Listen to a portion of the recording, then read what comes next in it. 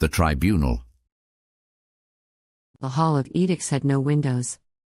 It did not need them. Light poured from fireglass sconces along the curved stone walls, their glow cold and unforgiving. Marble columns flanked the raised dais, where 3 thrones of obsidian and gold loomed beneath the seal of the Dominion, a flame wreathed in thorns. The Lords Triumvirate did not speak as Selene entered. They did not need to. The silence of the room did all the speaking for them. Nobles lined the benches in solemn array, their faces schooled into expressions of dutiful neutrality. Too still. Too perfect. Riona Thorne sat near the front, veiled in silver, her gloved fingers curled loosely around a lacquered fan. She did not smile. She did not blink. Selene's boots echoed as she stepped into the center of the chamber. She bowed. In accordance with Dominion law, intoned the herald beside the dais, Lady Selene Veylor of House Veylor shall speak on the matter of sedition. Her statement will be recorded and witnessed. No rebuttal shall follow. A beat passed. Then Selene lifted her head. Every eye turned to her. She wore a gown of winter white silk, bare of jewels, her house sigil embroidered faintly at the cuffs. Her hands were steady. Her face unreadable. But her heart thundered like war drums. They are watching your eyes, not your words. Control your breath. Control your fate. She looked directly at the central figure on the dais, robed in molten gold, face obscured beneath the ceremonial hood of the flame. A High Inquisitor, or perhaps even Veridin himself. She could not be sure. I come before this tribunal, she began, her voice clear, to affirm my loyalty to the crown, to the flame, and to the sacred laws of our dominion. Silence. No nods. No smiles. Only the scratch of the scribe's quill. Selene drew breath. Held it. Let it burn. There was a man at the Equinox Ball, she said. One whose name has been erased. Whose house was broken. A traitor. Her throat closed for half a heartbeat. She forced herself to continue. I saw him. The murmurs began. Selene did not flinch. I danced with him, she said. I knew who he was. Another breath. I denounce him. The words did not echo. They landed like dust on stone. I denounce Cassian Merrow, she said again, louder this time. His presence was a violation of Dominion law. His return, an insult to the Triumvirate. He is a danger to unity and must be treated as such. The murmurs stilled. The hall held its breath.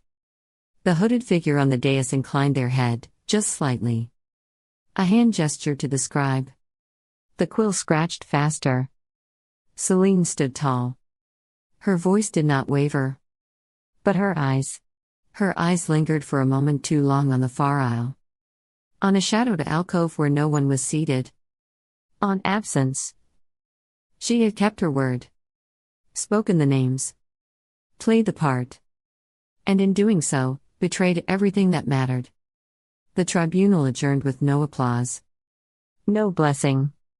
Only the sound of robes and boots retreating, one by one, until she was alone beneath the burning seal of the Dominion. House Veylor, the Crimson Chamber. Candles burned low in the long hall of House Veylor, casting flickers of gold across banners marked with the blood-red hawk. The walls were lined with portraits of long-dead ancestors, their gazes unyielding and watchful. Tapestries of conquest and treaties hung in solemn silence. It was not a room built for comfort, but for control. At the head of the lacquered obsidian table sat Lord Veylor, posture straight, fingers drumming a slow, deliberate rhythm against the silver inlay. To his right, Lady Cassira of House Relin, his sister-in-law and emissary to the ecclesiast. Beside her, Councillor Tharn, hunched in furs despite the warmth, hands gloved even indoors. And seated last, cloaked in shadow like smoke given form, was the Minister of Shadows. She hesitated, the minister murmured. Her voice was smooth velvet and twice as suffocating. But she made the public denouncement. Her eyes said otherwise. Lord Veylor replied quietly, lifting a goblet of dark wine. And the court watches eyes far more than words. There are whispers, Cassira said, smoothing the lace at her wrist. Some claim she looked too long at Merrow. Others that she never looked away. How many whispers make a scandal? Tharn asked dryly. One, the minister said, smiling faintly, if it's spoken in the right ear. Lord Veylor rose and began to pace. His boots were soundless against the embroidered carpet, but each step carried weight. She is young. Beautiful. Dangerous in her own way. They want to believe she's rebellious. It makes her more interesting. And more vulnerable, the minister added. The court adores a fragile star just before it falls. Veylor paused at a window, staring out at the pale snow-dusted roofs of the city. His face, always carved from iron, flickered, just for a moment, with something else. She was a quiet child. Never lied unless cornered. Always thought the game would spare her if she played it well enough. Cassian arched a brow. You speak like a father. I am a father, he said. Then, after a beat, but in this chamber, that matters less than survival. Does it? Cassian's tone was unreadable. Sometimes weakness wears a father's face. The silence that followed was tense. Tharn cleared his throat. Shall we assume she's compromised? No, Veylor said sharply. Too fast. He caught himself. We assume she's conflicted. And that makes her useful. For how long? Cassian pressed. Veylor exhaled, long and slow. As long as the Dominion allows us the illusion of choice. And not a breath longer. Then we act while that breath remains, the minister said, her eyes glinting. Marriage is politics in velvet. Lace-wrapped chains. The betrothal to Karin's son, Tharn confirmed. It would silence doubts. Tighten bonds. He's dull, compliant, uninspired, Cassian said, lip curled. Perfect. And Karin is loyal, Tharn added. For now. Announce it at the equinox sermon, Veylor ordered, retaking his seat. His wine sat untouched beside him. It gives her time to accept what must be done. Or to break. And if she breaks? Cassian asked. Then she breaks under Veylor colors, he said, voice flat. Not Merrow's. The room darkened as dawn gave way to overcast gray beyond the high windows. And Merrow? Veylor's jaw tightened. Dead, if he's seen again. He hesitated, then added, but let the ghost haunt her. Let her remember what rebellion costs. Cassian turned away, silent. The minister of shadows tilted her head, the candlelight catching her expression, amusement. Or something colder. Or it may stir her into defiance, she said softly. Then we give her something to lose, Veylor said. He meant it to sound decisive. But his hand trembled slightly as he lifted the goblet to drink. The remnants of House Merrow, the hidden war table. Cassian stood over a cracked table, maps and smuggled documents strewn between guttering candles. The room was damp and smelled faintly of mold, sweat, and the metal bite of old blood. Old Master Darren leaned heavily on his cane, scowling at the faded blueprints of the Citadel tunnels. Meven lounged nearby, sharpening a blade with theatrical boredom. A few others lingered in the corners, survivors, exiles, former servants of disgraced houses, loyal to a dream, not a name. She's still within the lion's mouth, Darren growled. If Veylor suspects too much, she won't see another sunrise. Cassian stared at the map, jaw tight. She knows the risks. She chose this. You shouldn't let sentiment cloud strategy, Meven said idly, though her eyes were sharp and bright. We have other operatives. Other names the Dominion hasn't burned from the ledger. Cassian looked up. Not like her. Meven rolled her eyes. Not her. You sound like one of those dreary court poets. Selene knows the court. Knows the rituals. She can move where we can't. And what if she's playing both sides? Asked Bren, a lean-faced smuggler with burn scars across his neck. She still bears Veylor blood. She bears fire, Cassian said. And that burns through bloodlines. Darren coughed, then nodded. She is useful, and unproven. That's dangerous. But sometimes danger is what you need. He tapped a finger on one of the scrolls Cassian had brought. This perch ledger, name signed in shadow. Payments to loyal houses. Falsified records. If it sees daylight, the Dominion crumbles. Meven leaned forward. Then let's publish it. Now. Put it into the open court. Print it. Distribute it.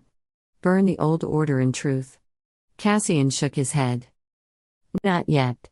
Not until we can protect those who rise up with us. Otherwise, we trade one slaughter for another. We need leverage, Darren agreed. Not just scandal. A crown shame still wears steel. Cassian nodded. Then we wait. Watch. Move quiet. And when we strike, it won't be scandal. It'll be fire. Meven sheathed her blade. So we sit in the dark while they throw feasts above. Typical Merrow patience. Cassian smirked. You'll thank it when you're still breathing. Lord Veylor stared into the depths of his untouched wine. The light caught the rim, red as blood, still as silence. Prepare the betrothal, he said. His voice held no tremor, but the pause before it betrayed something colder than doubt. If loyalty must be bought in blood, let hers be bartered. Cassira rose, her expression unreadable, robes whispering across the floor like the closing of a curtain. She will kneel or break, she said. Either way, House Veylor stands. Veylor did not answer. His gaze lingered on the tall stained glass window beyond the chamber, where the firelight from a brazier painted Selene's ancestral hawk in molten gold. But it was the shadow behind it that held his eyes. In the catacombs beneath the city, Cassian pressed one hand to the cold stone wall, the other wrapped tightly around the hilt at his belt. The damp air stung his lungs. Dust fell in faint trails from the ceiling, like the city itself was beginning to shake loose. She's running out of time, he murmured. Beside him, Darren crouched to inspect a fault line in the foundation. Now he stood beside the son, mentor, exile, keeper of what scraps of honor remained. His voice, when it came, was quieter than the torch flame. We all are. But timing is everything. You strike too early, the blade snaps. Too late. And there's no one left to wield it. Cassian didn't look at him. He was remembering. Years ago, in the training yard of Merrow Hall, firelight dancing on polished stone, Darren stood over him, younger then, his voice rough from command but gentler than the world had ever allowed. You don't draw for anger, he had said. You draw for purpose. One stroke, clean. One cause, worth dying for. Cassian, no older than 10, bleeding from the lip, had scowled and refused to rise. What if I don't have one? Darren had crouched, pulled him to his feet, and said, then your enemy decides for you. Cassian blinked the memory away. The cold of the catacombs felt sharper now. You taught me to wait, he said. You didn't say what to do when it's someone else's noose. Darren didn't answer at first. Then, quietly, then you wait until the rope creaks. He placed a calloused hand on Cassian's shoulder, brief, grounding, real. A gesture he rarely gave, and never without cost. Above and below, the war began not with swords drawn, but with whispered wagers and sharpened hearts. 2 families. 2 strategies. 2 fathers who feared too much to trust the fire they'd raised. And when the fault line broke, it would not split cleanly. It would rip the city in 2. Chapter 3. Masks and Daggers. The court wore masks more skillfully than any masquerade. Selene moved through the marbled corridors of the citadel, her face a flawless study in serene indifference. Beneath the silk and steel of her composure, her mind raced. She felt like a blade drawn too thin, glittering, brittle, ready to snap. Cassian's documents weighed on her more than any jewel. They were still hidden, but not from her thoughts. Not from the way the guards' glances lingered too long. Not from the way stewards had stopped meeting her eyes. The court buzzed like a hive on the edge of swarming. Whispers trailed in her wake like perfume. She could not hear the words, but she knew them. Treason. Betrayal. Merrow. Riona Thorne stood waiting by the upper hall, her gold silk gown immaculate, her smile polished to a lethal shine. A pair of minor nobles clung to her elbows like lacquered shadows, laughing at something Selene had not heard. Riona turned as if just noticing her. Lady Veylor, she said warmly, voice like winter sun. Congratulations. Selene stopped, offering a shallow nod. For what, Lady Thorne? Riona's brows lifted in practiced surprise. You haven't heard? Oh dear. Lord Veylor announced it this morning during the morning audience. A betrothal, to Lord Ulrich Durin. Selene's stomach turned to ice. Durin. A house raised by Dominion decree. Loyalists. The triumvirate's dogs in noble skin. Riona stepped closer, her voice just above a whisper. It's a wise match. After all, your house must be seen reaffirming its allegiance. Especially after recent scandals. Selene's smile was razor thin. Yes. Wise. As all weapons are. Riona's eyes glittered. Oh, Selene. You always had such a poetic tongue. I do hope you find happiness, or at least obedience. She swept away, her gown trailing behind her like a comet. Selene didn't move. Couldn't. A marriage. An alliance to the very architects of the Quiet Purge. A leash, made of silk and dynasty. This was no union. It was a verdict. She escaped the audience hall just before the midday bell, descending a lesser staircase toward the Old Scroll Annex, a dusty, seldom visited place meant for overworked scribes and forgotten bureaucrats. She wasn't followed. Not obviously. Inside, the shelves towered. Narrow aisles wound between stacks of binding ledgers and brittle scrolls. The air smelled of dust and red wax. Selene found the scribe she had been watching for. He was young, with ash-brown hair pulled into a leather tie and sleeves smudged with ink. He looked like all Dominion scribes, quiet, polite, invisible. Talon Pharaohs. He didn't bow. Just glanced at her, then returned to reshelving a bundle of folded parchment. You shouldn't be here, he said softly. Neither should you, Selene replied. He paused. Then extended a worn slip of paper. Not Dominion parchment, older. Cracked. Not marked with any official seal. A single phrase had been scrawled on it in tight, careful hand: Kestrin did not die. She became fire. Selene stared at it. She knew the name, Kestrin Veylor, a noblewoman executed during the purge. No record survived. No memorial. No mention of fire. What is this? She asked. Something they missed, Talon said. Or something they wanted someone to find. Why are you helping me? His smile was faint. Sad. Because the Dominion remembers too well, and forgets too selectively. Before she could ask more, he turned and disappeared between the stacks. Selene tucked the note into her sleeve. Another thread. Another ghost. Later, as the sun dipped below the city's broken spires, she moved like a shadow through the lesser halls of the citadel, passing shuttered salons and worn statues whose names had long since been chiseled away. The guards didn't see her. Or perhaps they did and chose to forget. Tonight, she was not Selene Veylor, dutiful daughter. Tonight, she was something else entirely. Ash Oaths. The meeting place lay beneath the east wing, an abandoned bathhouse, long crumbling, long forgotten. Once, nobles had lounged here in scented steam, their schemes woven over warm waters and gold-spilled laughter. Now, moss devoured the walls, and the cracked mosaics shimmered like drowned stars. The ceiling had collapsed in places, letting moonlight spill down like judgment. It glinted off the standing water pooled in the basin below, turning the ruin silver and still. The air smelled of damp stone and old secrets. Selene descended into the darkness without hesitation.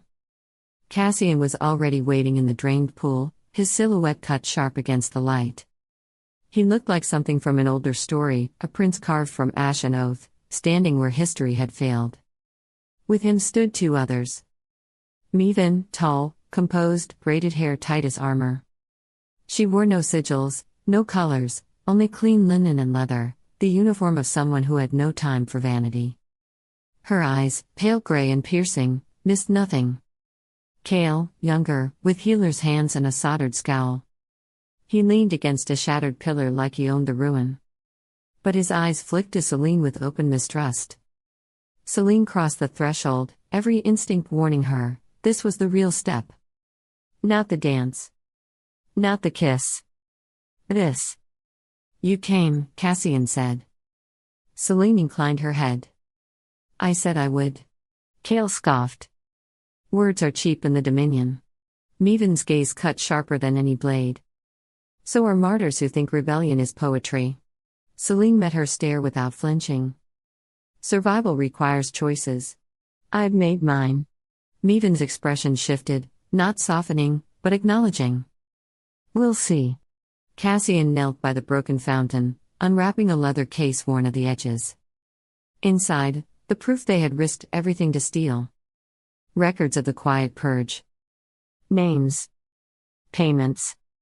Orders sealed with blood and buried in fire. Selene crouched beside him, scanning the parchments with practiced eyes. She recognized how seals long considered extinct. Notations beside some names read only, assimilated, bloodline preserved, sigil reassigned. Her fingers paused over one name. Kestrin Balin. Talon found that, Cassian murmured. She was supposed to be executed. But there's no record of a body. No final ledger entry. Just a transfer. To where? Cassian's smile was thin. No one knows. Cale leaned in. This one's my favorite, he muttered, tapping a page. A payment order to a triumvir's cousin. For burning down their own estate. Selene's stomach turned. She felt a cold certainty settle deeper into her bones. The rebellion wasn't a reaction. It had been designed. A purge scripted like theater. What the hell are they doing? What's the plan? Meven asked. Selene rose slowly. We find others who hate the triumvirate more than they fear it. We give them a reason to stand. Or a reason to burn. What is they don't? Cale arched an eyebrow. And if they choose wrong? Selene didn't blink. Then we burn them with the rest. For a moment, silence held. Then Meven stepped forward, drawing a thin dagger from her belt. She twirled it once, the blade catching moonlight, then offered it hilt first to Selene. No rebellion lives without trust, Meven said. Nor without consequences. Selene felt the weight of the blood oath still pulsing at her wrist, the one she'd sealed with Cassian in shadow and silence. Now, another bond waited. Not of affection, but of intent. She took the dagger. Drew the blade across her palm. Blood welled, dark and defiant. Meven followed. Then Cale. 3 wounds. 3 choices. Together, they pressed their bloodied hands to the cold stone of the broken fountain. Something stirred. Not just ritual. Not just symbol. Magic. Ancient. Waiting. The old stones drank their blood like rain. The cracked mosaics flickered faintly, the colors deepening for a breath, as if remembering something long buried. Selene felt it rise, a low, thrumming chord beneath her skin. The world did not change. But something in her did. Not loyalty. Not even rebellion. Vow. Cassian stepped back, watching, his expression unreadable. Meven withdrew her hand and looked at the blood-stained stone. We are bound now. In blood. In betrayal. Cale smirked. May the gods pity anyone who tries to unbind us. Selene stood silent. Her palm throbbed. The cut had already begun to close, but the mark remained. There was no unbinding. Not from this. Only forward. Later, alone, she slipped back through the overgrown palace gardens, the scent of crushed herbs rising with each step. She paused at a broken balustrade, staring down at the city. The Dominion's banners still hung over the spires. Regal. Rigid. Stained red in the moonlight. But cracks had begun to spread. And within her, something had shifted, not just anger. Not just purpose. Claim. She would not simply oppose the Dominion. She would become the fire that swallowed it whole. Even if it cost her everything. Especially if it cost her everything. The Square of Crows. The wind tore through the Square of Crows like it remembered better days. Once, banners had flown here, velvet and bright, stitched with lions, thorns, and flame. Children had run laughing through market stalls. Musicians had played for nobles beneath awnings of silk. Now the air stank of lie and command. The gallows had been raised again, its timbers old but still sturdy, and the stones beneath had forgotten music. Dominion soldiers lined the square like cold iron fence posts, visors low, halberds braced. The crowd gathered in wary silence, not out of loyalty, but obligation. To be seen. To be safe. To not be the next name read aloud. A clerk in grey robes stood atop the execution platform, voice flat as parchment. A Dominion captain loomed behind him, helm beneath one arm, the other hand resting on his sword pommel with deliberate ease. The clerk's voice cut across the square. By order of the triumvirate, those summoned must declare their fealty to the Dominion Empire or be marked as irreconcilables. His scroll unfurled like a withered tongue. High Bailiff Tamarin Grist. A gaunt man stepped forward. He knelt, muttered the vow, and was waved off. Archivist Dallin Fair. Another. Kneel. Mumble. Gone. The names went on. More knelt. Some hesitated, but none refused. Until General Marathorn, former commander of the Ember Division, loyalist of House Veylor. Present yourself. The square exhaled all at once. She stepped from the shadow of a crumbling colonnade at the square's edge.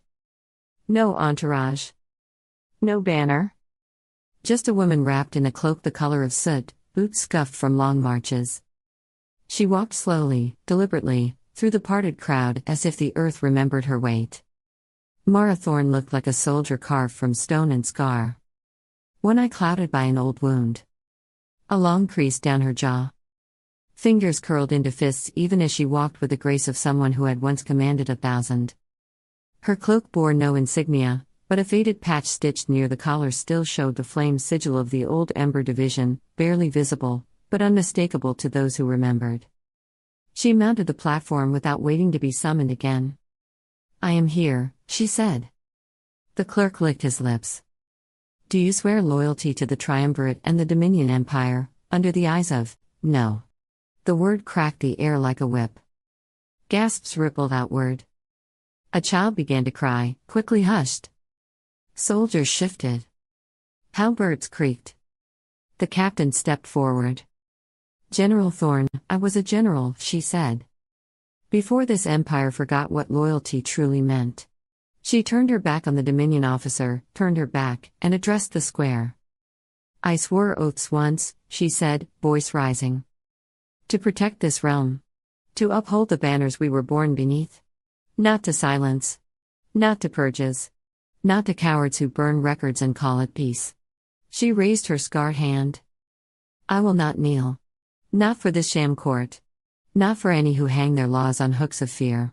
Let the record show I stood. The clerk began to speak, but his voice faltered. The captain did not hesitate. He stepped forward and drew steel. Then stand and die, traitor. Mara looked him in the eye. I wore that word like armor when your kind were still learning which boot went on which foot. You'll hang, he snarled. She smiled, slow, dry, tired. Then I'll hang clean. The captain raised his blade. But before the strike, a voice rang out from the crowd, Ash remembers. Another answered, louder, closer. The flame returns. The crowd surged. Not a riot, not yet, but a breaking of silence. A murmuring swell, as if breath had returned to lungs long held shut. The captain barked orders. Dominion troops advanced. The crowd pulled back, but not in fear, in fury. The edges boiled with movement. Smoke rose from somewhere unseen. And in the chaos, Marathorn moved. She leapt from the platform with a grunt, rolled beneath an advancing halberd, and vanished into the smoke curling off a fallen brazier. A soldier lunged, too slow. By the time the captain shouted again, she was gone. Gone, but not forgotten. Someone began hammering an old flame sigil into the gallows post with a shard of metal. Someone else knelt to tie a red strip of cloth around their arm. The clerk dropped his scroll. The square was no longer quiet. The day they learned to bleed. The city held its breath. Selene crouched in the ruined bathhouse long after the others had gone, the blood of her oath drying tacky against her palm. The broken mosaics beneath her feet shimmered faintly in the moonlight, their drowned colors whispering of things lost and forgotten. Around her, silence pressed heavy as a cathedral roof, and even the wind outside seemed to hesitate. Far across the sleeping city, in the crumbling bones of what once was House Merrow, Cassian sat alone before a guttering hearth. His blade lay bare across his knees, its edge catching the fitful firelight. Smoke curled from the blackened stone, ghosting around him like forgotten voices. Both alone. Both remembering. Selene, age 12, Red Garden, House Veylor. The Red Garden had been her favorite place once. Rows of crimson roses sprawled across polished white stone, caged by walls of black marble. The fountain sang soft melodies, and the air had smelt of thyme, crushed mint, and sun-warmed velvet. In the afternoons, Selene would sit beneath the weeping ash trees and pretend she was somewhere else, anywhere else. That day, the peace was shattered. She remembered the steward dragging a girl into the courtyard by her hair, a girl no older than Selene herself, wearing a hand-me-down dress 2 sizes too large and shoes worn to the bone. The courtiers watched from shaded balconies, fans fluttering, smiles hidden but eyes sharp. She had stolen bread. Selene, half hidden among the ash trees, had known she should stay silent. But when the girl was forced to her knees before Lord Veylor, tall, immaculate, his crimson cloak trailing like spilled blood, something had cracked inside her. She had stepped forward. Small. Trembling. "Please, Father," she had said, her voice barely a whisper against the heavy heat. "She's only hungry. Mercy is strength too." The garden fell silent. Lord Veylor's smile was a slow, cold thing, not anger, but disappointment, the kind that cut deeper. "Take the girl to the stones," he had said. Selene had begged. Screamed. Tried to pull the steward's hand away. They made her watch anyway. The stones were old, worn smooth by centuries of executions. Ritualistic, blood-sanctioned by ancient oaths. No blade, only the press of the stone, the old way. Slow. Crushing. Selene remembered the sound, not a scream. Screams faded. It was the crack of bone, the wet, final sound of hope dying. Later, when the sun had set and the blood had dried black in the cracks of the garden, Lord Veylor had knelt before her. He took her bloodied hands in his grip firm but not cruel, as though she were a precious heirloom he was polishing. "Remember this, child," he had whispered, the air between them smelling of roses and iron. "A heart is a blade turned inward. Mercy kills faster than any dagger." Selene had not cried. She had learned. Cassian, age 14, west wing of Merrow Hall. The hall had once been filled with music. Cassian remembered laughing feasts, banners stitched by his grandmother's hand, 1,000 tiny moments of pride and belonging woven into the very stone. It ended in fire. The Dominion did not knock. They arrived at dawn, clothed in silence and steel. The guards of House Merrow fell quickly, too few, too scattered. The great windows shattered inward with the force of Dominion siege spells, shards raining like frozen tears. Cassian had stumbled through the smoke-choked corridors, the air tasting of burning silk and terror. He found his brother, Roan, proud Roan, heir of Merrow, in the shattered courtyard. Roan had fought them. Sword flashing silver, blood slicking the cobbles. Cassian saw him fall. Not cleanly. Not honorably.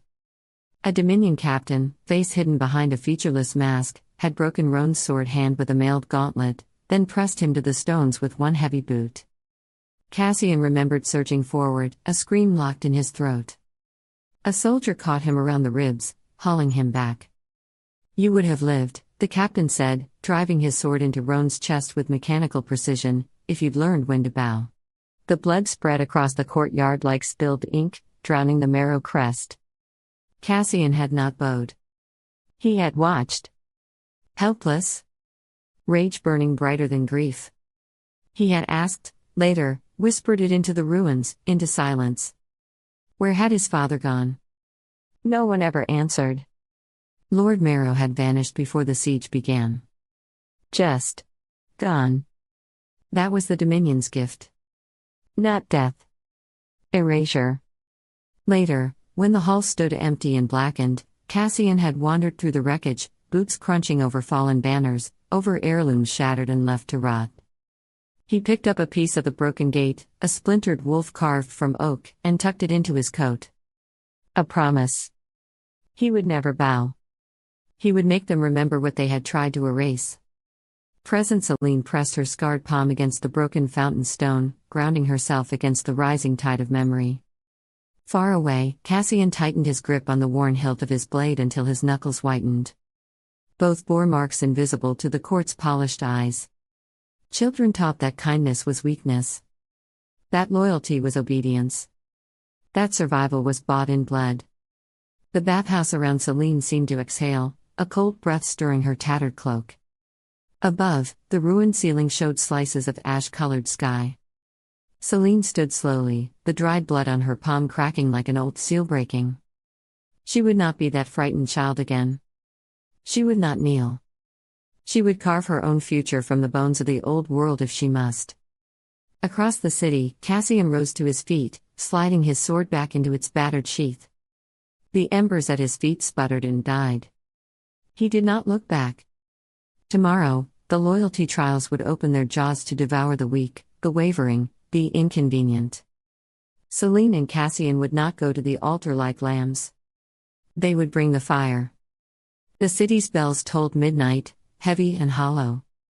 And somewhere between the stones and the stars, two blades were being honed. Not by choice, but by the Dominion itself. The day they learned to bleed was the day the Dominion signed its own death. Neither of them would forget. Neither of them would forgive. And neither of them would bow. The door opened. The others filed in, Cassira first, graceful and watchful, Counselor Tharn, coughing into a scented kerchief, and last, the Minister of Shadows, her presence cold enough to silence the room without a word. Veylor straightened. "Sit," he said, and they did. He reached for his goblet of wine, turned it once in his hand, then set it down untouched. Her eyes said otherwise, Cassira noted. "She's not a spy," he said quietly.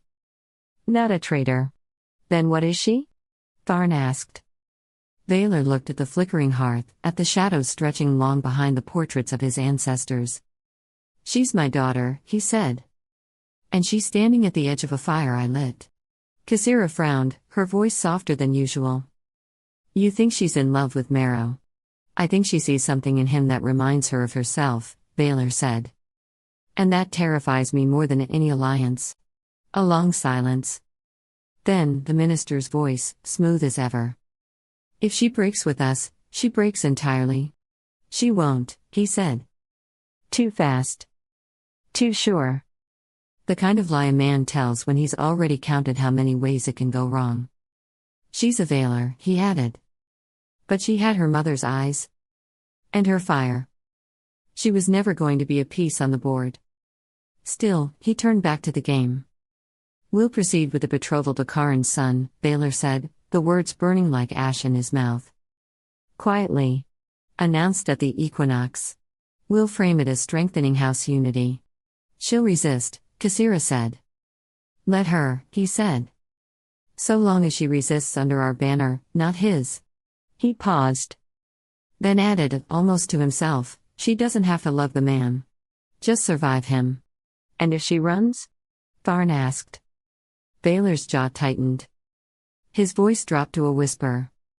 "Then I'll be the one who has to send the order." Another silence fell. The minister watched him closely. "Empathy is dangerous, my lord. So is hope," he said. "But I have to believe she's still with us. That there's still time." "And if you're wrong?" Cassira asked gently. "Then may the gods damn me before the Dominion gets the chance." When the chamber emptied, Veylor remained. He picked up the queen piece again. Turned it in his fingers. The paint had long since worn away. But it had once been the color of her eyes. Chapter 4. The Trial and the Thread. The loyalty trials began at dawn, and even the sun seemed reluctant to rise. Selene stood among the gathered court in the marble amphitheater of the judgment circle, her breath fogging in the bitter air, the cold biting through the thin soles of her slippers. Around her, nobles clustered like jeweled carrion birds, swathed in fur, masked in indifference, their silks and sashes a blur of bloodless luxury. But Selene saw what they truly were, not proud, not faithful. Afraid. The amphitheater's oculus yawned open above them, letting in the sky the color of steel and old grief. Wind screamed through the circle like a voice torn from the world's throat, carrying the sour tang of ash and sanctified blood. Echoes cracked off the whitewashed walls, boots, sobs quickly swallowed, the heavy drag of chains across ritual stone. The thrones of the triumvirate loomed above them, unmoving, untouched by the cold. They were flanked by house banners, armored guards, and silence. Beside them stood the Minister of Shadows, cloaked in storm-gray velvet, her gloved hands folded like a spider awaiting prey. And at her right hand, Lord Veylor, resplendent in crimson and coal-black. His face carved from Dominion law. His daughter's existence reduced to a political blade. Selene's pulse beat beneath her skin like a war drum. She did not look at her father. The first accused was dragged into the center of the circle, a minor lord, thin and trembling, half frozen in a threadbare coat. His name barely registered, Lord Oren Veylor, nephew of a perched line. Selene had seen him once before, polite, forgettable. He had asked no dangerous questions. Made no defiant speeches. His crime was absurd. Suspected withholding of grain tithes. A missing ledger. An unsanctioned correspondence with a merchant family in the outer reaches. Everyone knew the truth. This was theater. Riona Thorne stepped forward from the edge of the dais, golden and cruel as always, a figure carved from perfection and policy. Her voice rang out like a bell too bright for morning. We gathered today not for vengeance, but for harmony. Not to punish, but to preserve. A lie so smooth it tasted like honey. She laid out the case in perfect order, not in fact, but in optics. A noble who had let his faith in the Dominion wane. A threat not in rebellion, but in hesitancy. And in hesitancy, there was rot. Lord Veylor was forced to kneel. The Minister of Shadows stepped forward. She did not speak. She only touched his forehead with a gloved hand and nodded once. 2 guards dragged him through the black curtained arch at the amphitheater's edge. He did not scream. He did not look back. Selene's hands clenched inside her sleeves. Her nails bit into her palms. Remember this, she thought. Remember what it looks like when they kill you quietly. When they make it polite. A few seats down, Talon Pharaoh stood in the outer ring, scribe's tablet in hand. He made no mark as the man was taken. But his eyes flicked to Selene once, and then to the spot where Lord Veylor had vanished. Later, she would realize what he'd slipped under the bench before leaving, a scrap of parchment, torn from a Dominion census. It listed all survivors of House Veylor. The last name had been smudged out, and beneath it, a new one written in cleaner ink. Merged into House Duran. Status, assimilated. No longer independently tracked. Selene folded the paper with slow precision, tucked it into her glove, and felt the world tilt. They weren't erasing enemies anymore. They were consuming them. The loyalty trials continued. Another name. Another accusation. Another disappearance. Selene did not flinch. Did not blink. She was a statue of silk and silence. But inside, something had cracked. Not fear. Not grief. Conviction. That night, the chapel waited.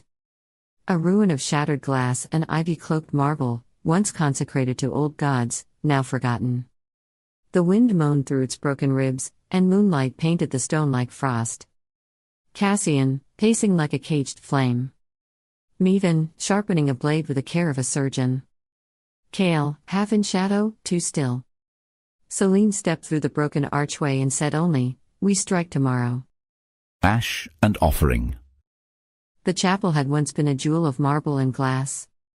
Now only ruins remained, ribs of stone arching toward the stars, ivy curling through shattered windows, the altar long stripped of icon and sanctity. Dust lay thick on every surface. The wind whispered through the silence like breath through broken teeth. It was, in its way, perfect. Cassian paced near the hollowed font, fury radiating off him in heatless waves. His coat was open, his hands stained faintly with ink and old blood, parchment burned still fresh beneath his nails. "This cannot continue," he said for the third time. "They drag innocence into the light and call it law. If we wait, we die in fragments." Meaven leaned against a fallen pillar, slowly sharpening a dagger on a whetstone that sang with each pass. "Then strike. Bleed them. They're not gods." "They might as well be," Cale muttered from the edge of the ruined nave. He had his back to the wall, his arms crossed. His voice was thin. "Frayed." Selene watched them all. Watched him. She saw the twitch in Cale's jaw. The way he didn't meet her eyes.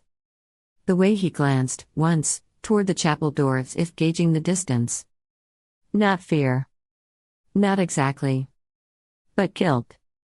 "Cassian," she said. He turned, breath sharp. She held out her hand. He passed her the scroll case without question.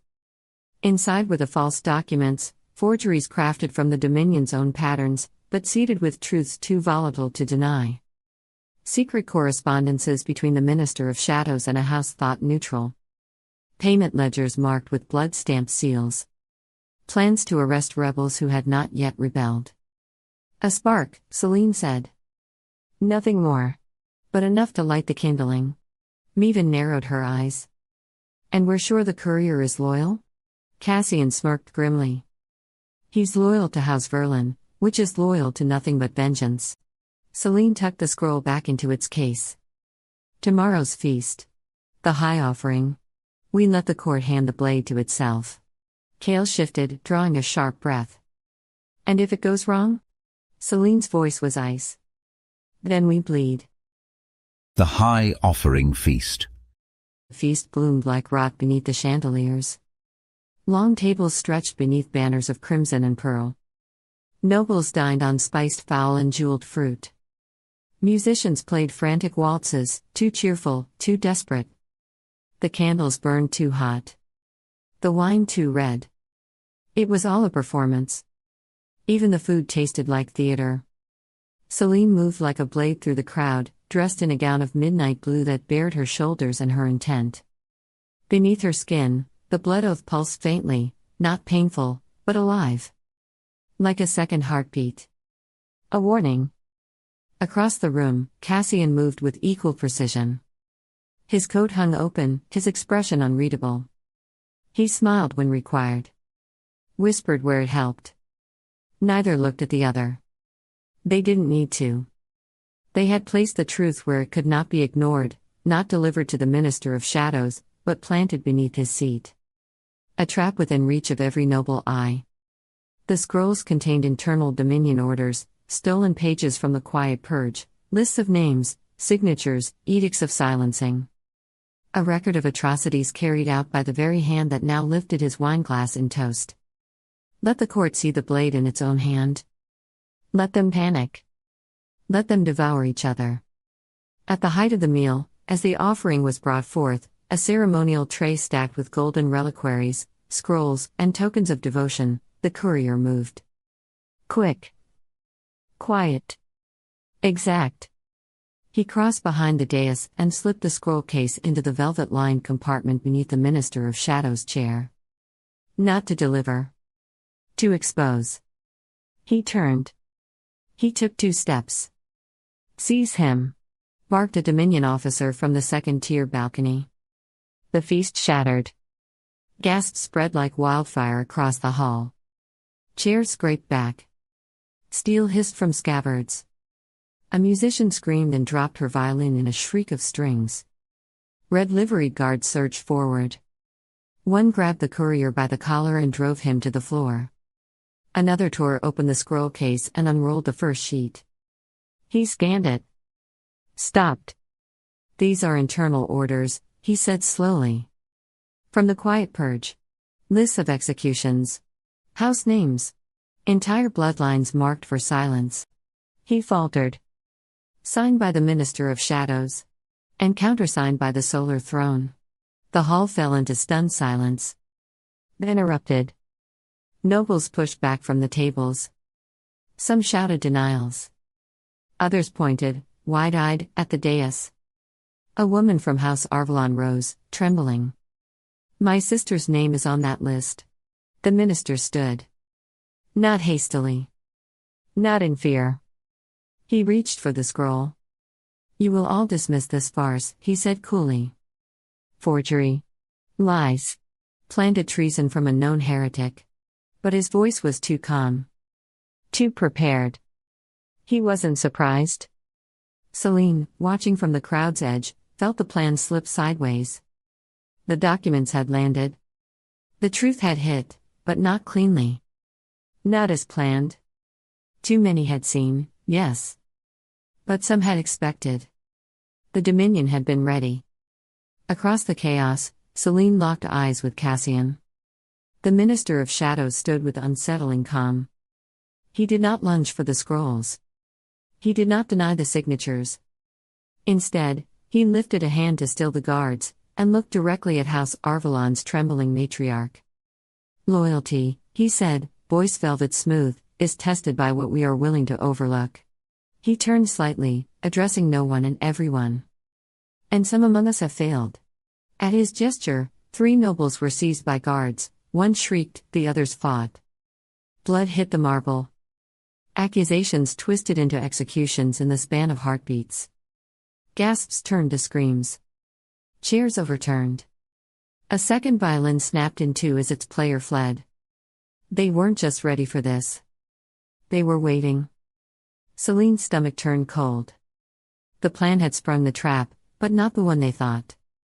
Across the chaos, she locked eyes with Cassian. A moment passed. No signal. No word. Only a breath. Run.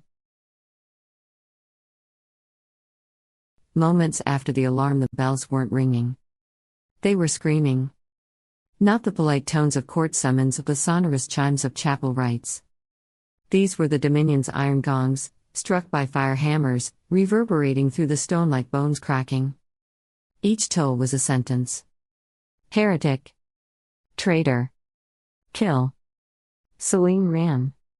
The corridor was pitch dark, lit only by flickering sconces fed by whale oil and witch flame. Each step echoed, swallowed, echoed again. She and Cassian raced past flaking sigils, old prison doors sealed with melted lead, furnace tunnels that bled steam into the walls. Heat warped the air. Dust clung to her throat like old lies. Behind them, the boots came closer. Steel on stone. Dozens. No, hundreds. Dominion Guard. Inquisition elites. Shadow priests with mirrored masks and drawn blades. Not a patrol. A hunt. Cassian stumbled, catching himself against the wall. His coat was torn, one arm pressed to his side. Blood slipped through his fingers and spattered the stones beneath his boots. "You're bleeding," Selene hissed, dragging him forward. "So is the Empire," he growled. A bolt cracked past her head and shattered a torch. Sparks burst. An old Dominion banner caught fire. The flames twisted the sigils into black runes. Selene didn't look back. Above them, the palace, the sanctum, was firelit and full of smoke. High Inquisitor Veridin stood barefoot on the golden inlay of the Hall of Chains. The robes of his station hung loose, swaying like the smoke of burnt offerings. His skin gleamed with oil and ash. Beneath his feet, the names of fallen houses were etched into obsidian, scraped clean with every new purge. He raised his voice, but not high. Not shouting. Not theatrical. He didn't need to shout. His voice was measured apocalypse. Light the flares. Seal the northern halls. If they reach the catacombs, collapse the entrances. A knight in crimson armor hesitated. "My lord, some of the exits," Veridin moved. Not fast. Not theatrical. Just close.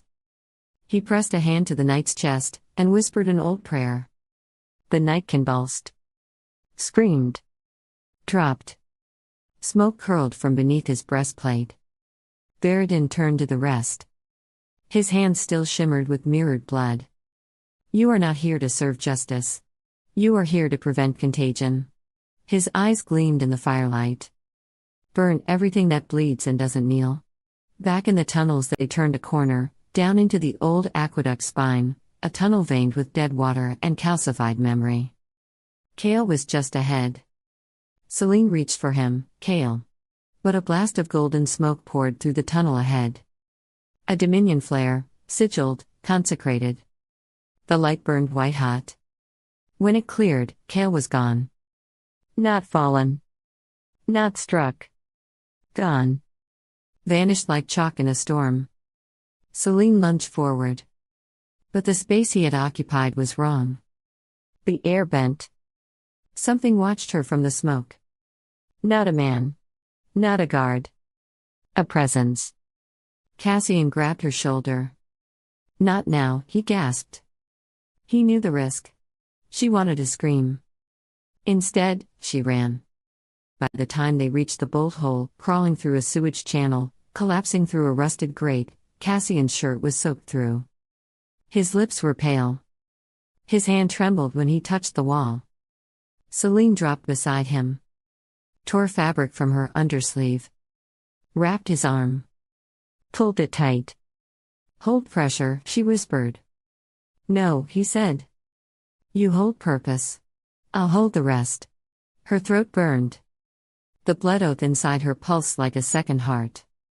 She stood. Above them, horns wailed, the horn of Veridin's personal command, deep as a dragon's breath. It meant executions had already begun. It meant the court was being cleansed. The Empire had always preferred fire to trial. The noble courtiers had gathered in the silver courtyard, under the guise of a feast day blessing. The fire pit in the center had not been lit in centuries. Tonight, it roared. 2 prisoners knelt before it, servants from a minor house, accused of helping traitors flee. Whether they had or hadn't didn't matter. Veridin paced behind them in his golden robe, chanting from an ash leaf scroll inked in his own blood. He didn't lift the blade. He didn't have to. The flames obeyed him.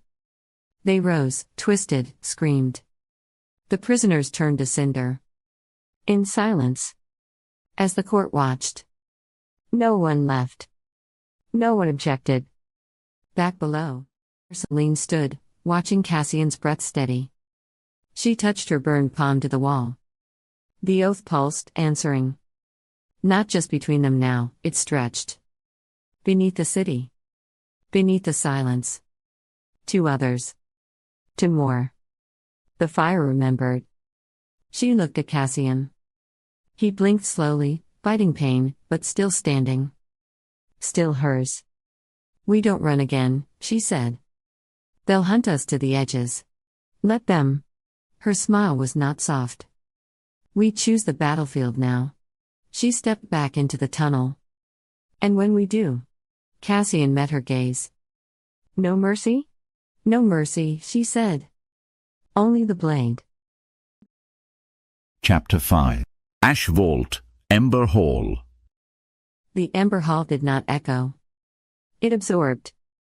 Its walls were made of black stone veined with crimson glass, shaped in a silent forge below the solar throne centuries ago. No chairs. No windows. No banners. The only light came from a sun-shaped grate in the ceiling that allowed a single shaft of filtered firelight to fall on the center of the room.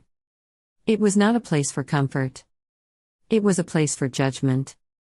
The 3 entered without ceremony. First came High Inquisitor Veridin, robed in flame-threaded crimson, eyes bright with fury held in check. His boots struck the stone like hammers. The fires of faith walked with him. Then Warden Thaler, clad in the bone-iron half-armor of the Shield Corps, cloak folded over one arm. His face bore no expression, his silence heavier than any threat. Last, the Minister of Shadows. Hood drawn. Gloved hands folded. Her footsteps did not sound at all. They stood in the triangle of power. None at the center. None seated. This cannot stand, Veridin said without preamble. The offering was desecrated. The court whispers in corners. Heretics parade the truth like banners, and half the noble houses have begun pulling their oaths tighter, as if they expect a blade. Because they do, the minister replied smoothly. Fear is working. Let it. Veridin turned on her. Selene should have been exposed weeks ago. You stayed my hand. You insisted on her denouncement, and she gave it. Publicly. With her mouth, perhaps. But her eyes were useful, the minister cut in. Better to let the court doubt her loyalties than see them confirmed outright. Warden Thaler said nothing. His eyes moved between them, pale and unmoved. The leak came from within, Veridin said. That courier, he was known to House Merrow. We found glyph traces in the scroll case binding. High work. Old. Which means she had help. The minister didn't blink. She always did. The boy. The exile. Cassian. Veridin scoffed. A failed noble playing rebel in the gutters.